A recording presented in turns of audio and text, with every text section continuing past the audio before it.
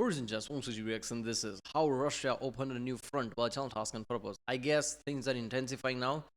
I'm pretty sure Task and Purpose posted 2 videos in like less than 24 hours or something, right? This video was posted, then another was posted it wasn't even 24 hours, I think. So things are moving in Kharkiv, I think, right? Russian offensive has started.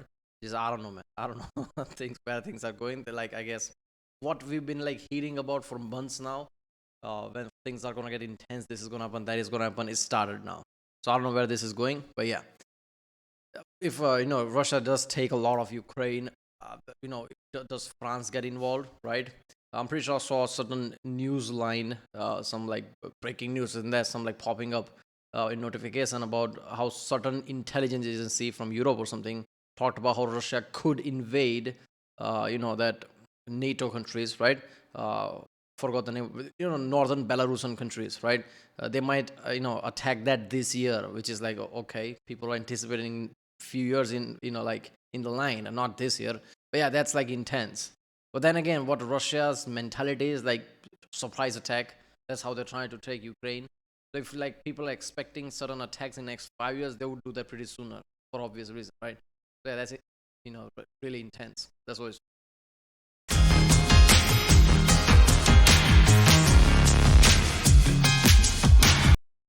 Remember, if you like my reaction, don't forget to subscribe. So that way I know which type of videos to react more. I like geopolitics type of video, not like I like watching videos like that because it's informative, right? It tells you like what's going on in the world. And Task and Purpose is a great channel for that. Task and Purpose, real life lore, things like that. So if you like reactions like this, definitely like and comment. That way, the algorithm can be helped, I guess, because I post many different type of videos. So YouTube goes crazy like which type of channel this is. Like, yeah. So let's watch. On the morning of May 10th, Russian forces launched a ground assault against Ukraine in the northern Kharkiv region, opening up a new front. Today, I want to examine if this might be a diversion tactic by Russia, or if they're planning to assault the Kharkiv city center. How could Ukrainian defenders choose to respond? And what are the strategic motivations on both sides? Behind me is a live conflict map that constantly updates the location of the frontline positions across the country. This red icon here indicates Russian troops are assaulting across roughly 24 different towns on the border in the direction of Kharkiv. So far, Russia claims to have captured 5 villages within an area known as the contested gray zone, although Ukraine disputes that and says that they're launching counterattacks in response. Elements of the 93rd Assault Brigade are en route as a quick reaction force with their CV-90 infantry fighting vehicles to reinforce Ukraine. Researching this one, I even noticed something I'd never seen before.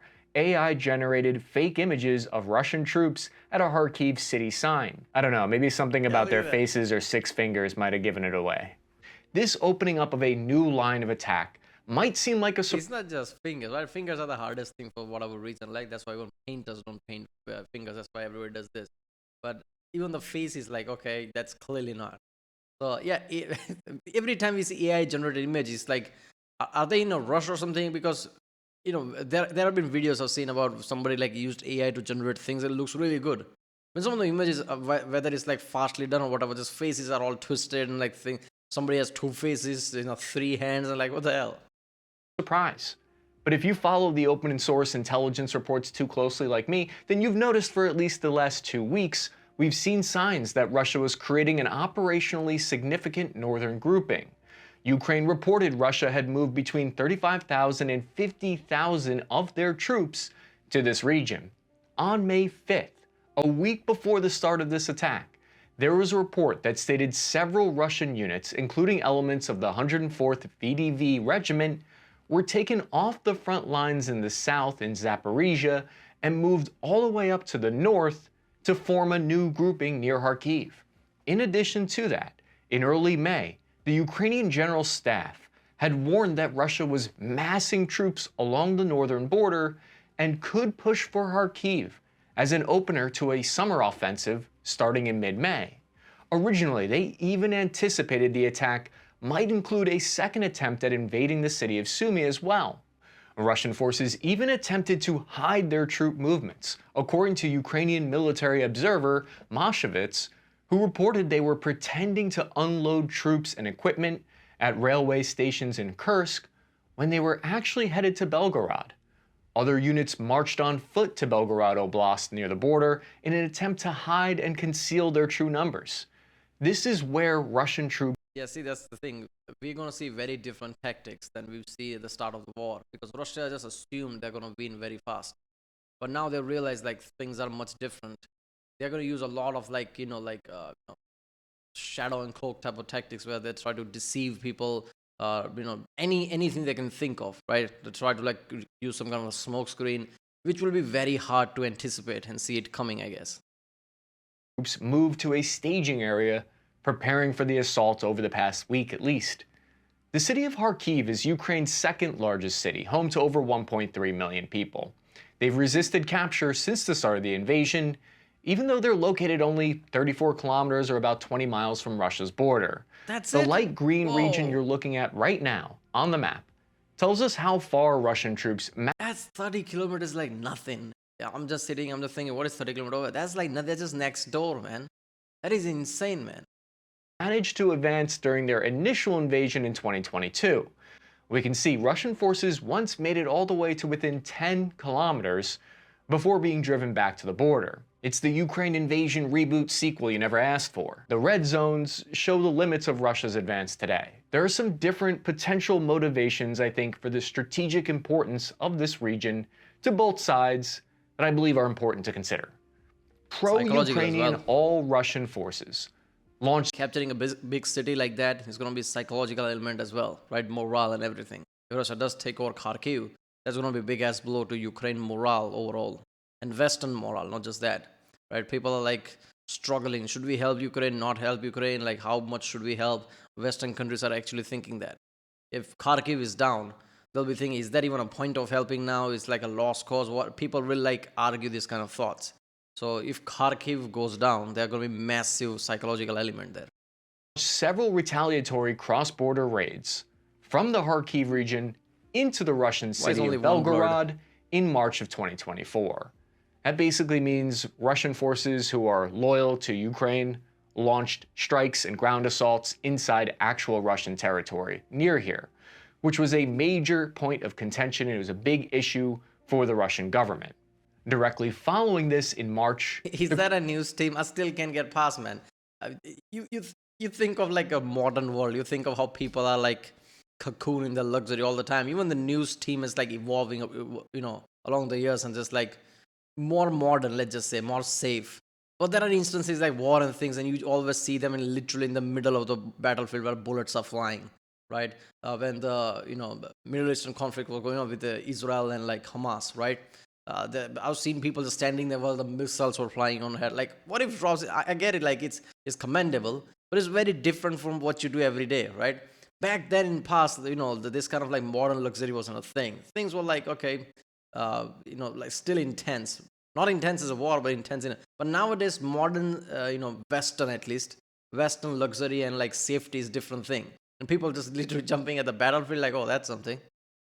The Kremlin stated that they would create what they called a quote-unquote sanitary zone or a buffer zone inside of Ukraine that would be big enough to prevent these kinds of strikes on Russian territories in the future. However, these lines of public reasoning from Moscow might not be their true intentions. That information could be designed to keep Russia's true intentions hidden. For example, Ukraine has already demonstrated its ability to hit deep inside Russian territory with domestically produced drone strikes on oil refineries, some as far as 1,300 kilometers from the front lines or more. And the United States just sent Ukraine longer-range attack missiles with a range of 300 kilometers. A 10-kilometer buffer zone might not make a major difference. No matter Russia's motivation for the attack, the Ukrainian military leadership now has a decision to make. How much reinforcements do they want to divert to Kharkiv? A factor to consider is that they've already devoted reserve forces in the Donbass south to stop Russia's grinding advance after they took the city of Avdiivka in February. According to this... American equipments are really big deal, right?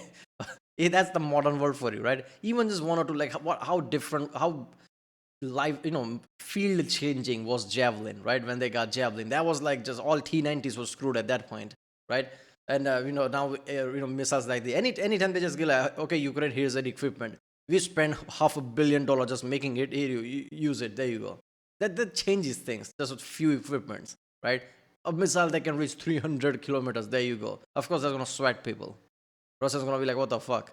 So yeah, the modern equipment, especially like Western American equipment, because how rich they are, number one economy in the world, it is getting better and better at a level that equipments alone are just too much. ISW assessment. This might be Russian planners' actual goal, to force Ukraine to move manpower and materials off their lines in the Donbass to protect Kharkiv.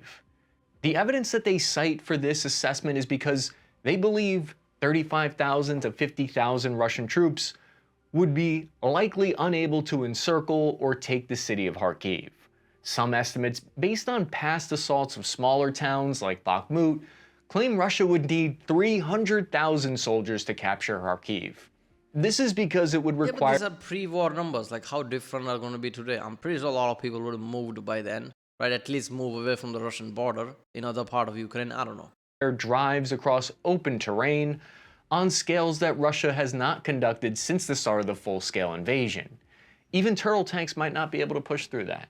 When you look at the geography of the border, it's a lot of dense forest. I just thought it was a fast forward footage. At first, like, damn, that hauling ass. But no, it was fast forwarded.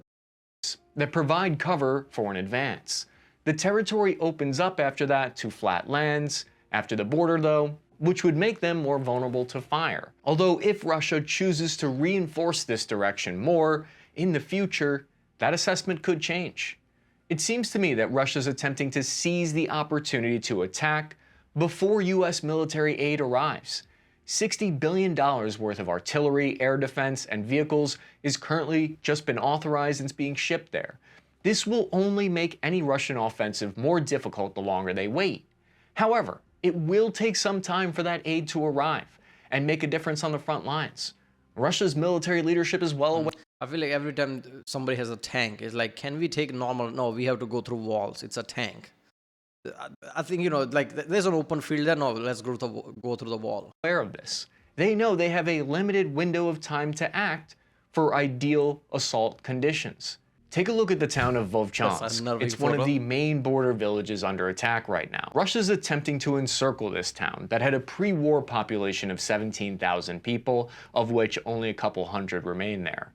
About half the population of Avdiivka, for context. As of today, some reports indicate that Russian infantry have just entered the edge of the town, although this is disputed by Ukraine. According to the Ukrainian journalist Yuri Butusov, the town is being attacked along two main routes in an attempt to encircle it. And journalists from the Associated Press on the ground there report intense and frequent airstrikes. Initial reports of battle damage assessments are trickling out. According to Russia's state news agency TASS, they claim to have destroyed several Ukrainian armored fighting vehicles, a multiple launch rocket system, and some artillery pieces.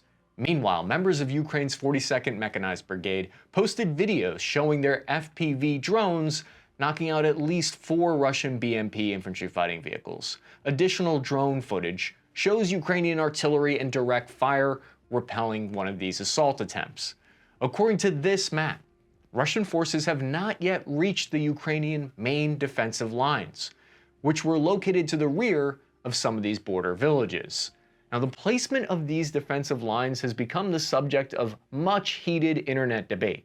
Keep in mind, the fog of war is still thick here, but if you're monitoring the open source information battle space right now, if you're sifting through that cesspool, you're seeing competing theories of what's happening on the ground.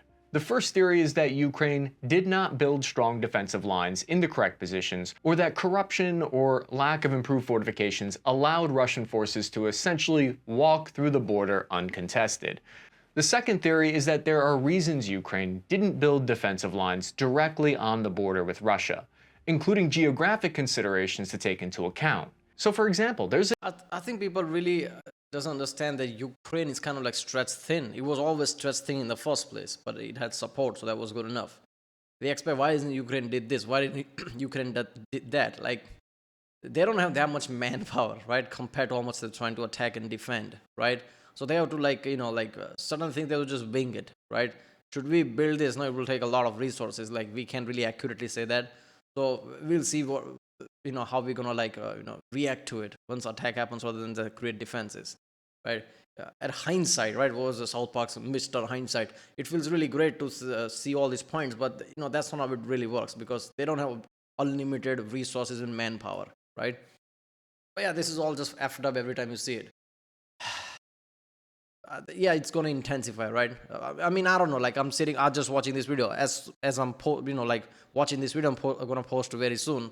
Some things might have done already that just like changes all this already. So I don't know, that's the problem with modern war, right? Things are constantly changing. When you report it, one video that you just posted like what 2-3 days ago might be irrelevant now.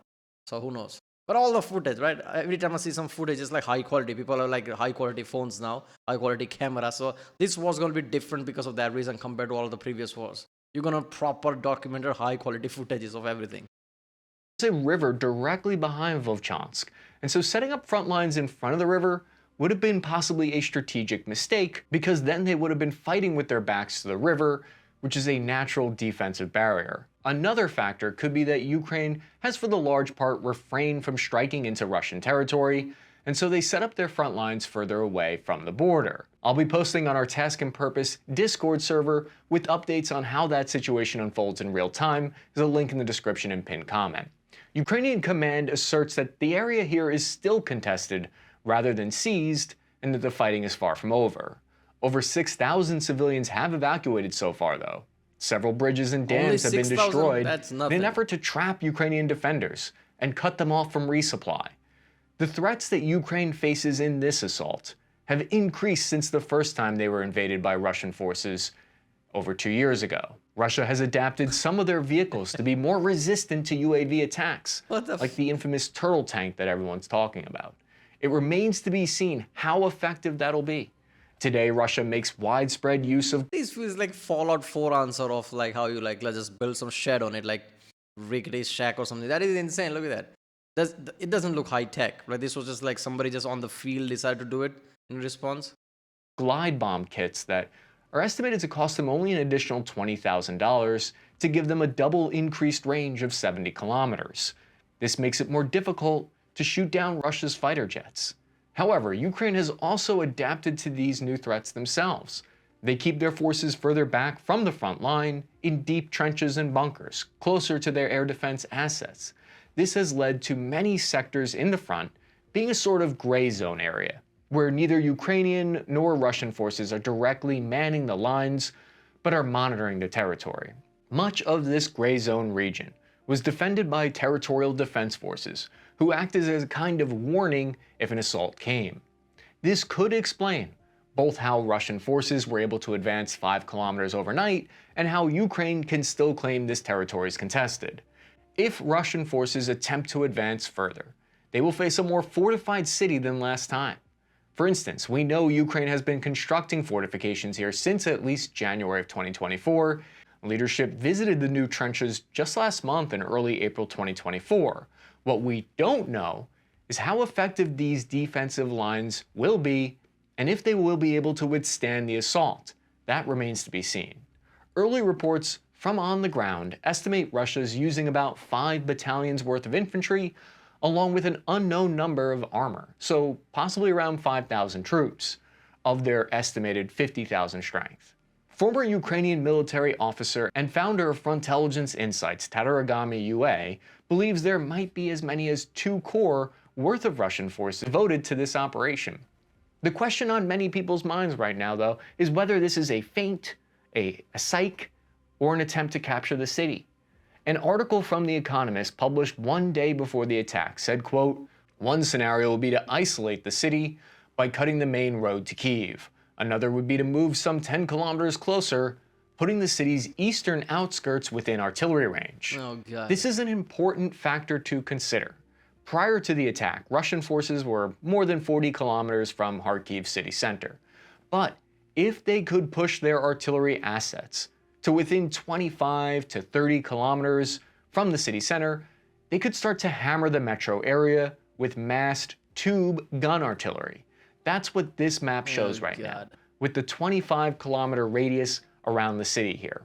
this strategy has been somewhat successful for Russia in the past. Kharkiv has been rationing their electricity in the face of attacks on their energy infrastructure, and they've reportedly been hit by glide bomb launched by aircraft on a daily basis. The city of Kharkiv has been under pretty much constant pressure from Russian long-range fires since the start of the war, but only a relatively few systems like rockets, missiles, and glide bombs can actually reach the city. But getting within artillery cannon range would change many of the calculations here. It would make regular life for civilians very difficult, even if Russia doesn't commit enough forces to storm or encircle the city. Ukraine can't take the risk of letting the enemy get close enough to slowly destroy Kharkiv for months on end. And so it appears to me that one of the high motivations for Ukraine to reinforce this direction is to prevent Russian forces from reaching within that range. Yeah, that's such a fucked up thing, artillery, right? At the start of the war, how we seen like Russia just basically bombing the shit out of like cities like Kharkiv with millions of people there, tons of people there, million plus, right? In Kiev, I don't know why I've had Kiev and Kharkiv, constantly like bombing the shit out of everything. We just assumed because of how our modern warfare has gone for like a long time, except certain places. I don't know.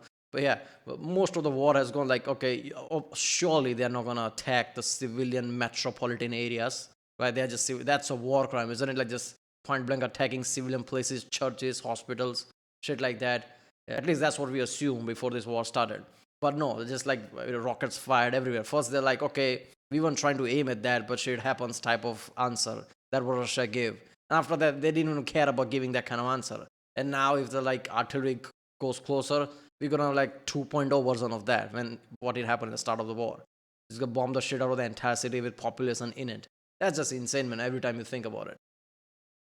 And obviously now how is happening with like, Hamas and like Israel, how Gaza is nearly entire civilian Gaza strip is destroyed. Like nowadays, obviously, probably Russia saw them thinking like, okay, I guess we can attack civilian area now, right? Nobody's gonna say anything, right? Surely US can't say anything because US was like supporting Israel while all the things were happening in Gaza or something. So Russia is just gonna use that as an excuse, like, right? You're gonna condemn this, but not that type of way. So yeah. This is just insane time, man. Civilians are gonna get caught in between this, and modern equipment are so devastating, right? The damage is gonna be much insane. Radius. So why didn't Ukraine hit this large grouping of 50,000 Russians when they were staging just across the border? Why didn't they use ATACMS missiles on them then? One of the reasons could be because for the entire war, Western military aid has tacitly been not allowed to be fired into Russian territory. What that means is that there was thought to be kind of a silent agreement, not made public, that Ukraine would be restricted from using those Western weapons in Russian territory. Russia benefited from this restriction. It'd be exactly like if you were playing tag and then someone just ran and said, oh, no, home base, you can't touch me here. It would be like if you had a safe space in war. However, on May 3rd, that might have changed. Ukraine was publicly given the green light to go weapons free. The United Kingdom's Foreign Secretary David Cameron said, quote, Ukraine has a right, just as Russia is striking inside Ukraine. You can quite understand why Ukraine feels they need to make sure it's defending itself. Nailed that accent. They're now authorized to use Western long-range weapons. However, at the start I didn't hit it, but the middle of it, I hit it now. And wherever they choose, which is a significant change. Whether that extends to also include US authorization of their weapons aid, I don't know yet.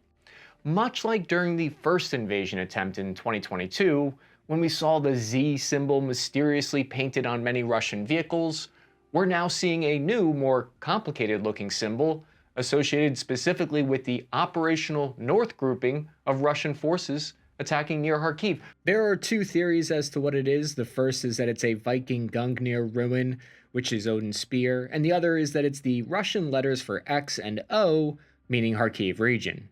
Experts have noted the timing of this new offensive also coincides with Russia. What's with the symbolism, right? Symbols and all that. Are you trying to paint like attack here? This is the people who are going to attack you.